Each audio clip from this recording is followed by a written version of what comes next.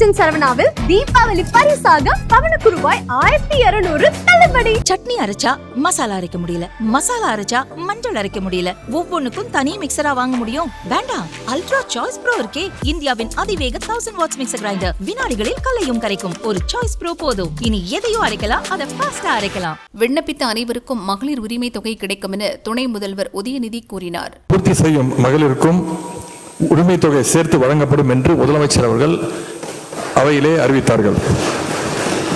இந்த சூழலில் நம்முடைய அரசு மக்களை தேடி அரசு சேவைகள் எல்லாம் சென்றடைய வேண்டும் என்ற நோக்கத்தோடு உங்களுடன் ஸ்டாலின் அப்படின்ற திட்டத்தை 19/6/2025 அன்று துவங்கி வைத்தார்கள். கிராமப்புறங்களில் இந்த முகாம் மூலமாக 15 துறைகளின் வாயிலாக 45 சேவைகளும், நகர்ப்புறங்களில் 13 துறைகளின் சார்பாக 43 சேவைகளும் அரசு நம்முடைய மக்களுக்கு கொடுத்து வருகின்றது.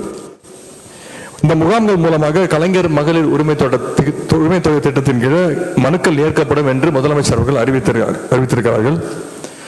நவம்பர் 15ஆம் தேதி வரை 10,000 முகாம்கள் நடத்தப்படும் என்று அரசு அறிவித்தது. நேற்றைய தினம் 15/10/2025 வரை இதுவரைக்கும் 9,055 முகாம்கள் நடத்தப்பட்டிருக்கின்றது. பொதுமக்கள் மத்தியில் இந்த முகாம்களுக்கு மிகப்பெரிய வரவேற்பு இருக்கிறது.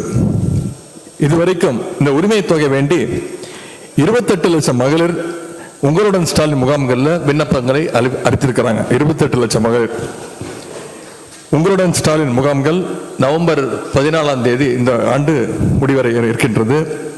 இதற்கிடையே புதிய உரிமை தொகையை கோரி பெறப்பட்டுள்ள விண்ணப்பங்களை வருவாய்த்துறை மூலமாக ஃபீல்டு இன்ஸ்பெக்ஷன் செய்யப்பட்டு வருகின்றன. இந்த பணிகள் அனைத்தும் நவம்பர் 30ஆம் தேதிக்குள் முடிவடையும் என்று கூறிக்கொள்கின்றேன். முகாம்களில் பெறப்பட்ட விண்ணப்பங்களுடைய அடிப்படையில் தகுதியான மகளிருக்கு வருகின்ற டிசம்பர் மாதம் 15ஆம் தேதி முதல் கலைஞர் மகளிர் உரிமை தொகை திட்டம் வழங்கப்படும் என்று முதலமைச்சர் அவர்கள் முடிவெடுத்திருக்கிறார்கள். இந்த செய்தியை இந்த மாமன்றத்தின் மூலமாக இங்கே நான் உங்களோடு பகிர்ந்து கொள்ள விரும்புகின்றேன்.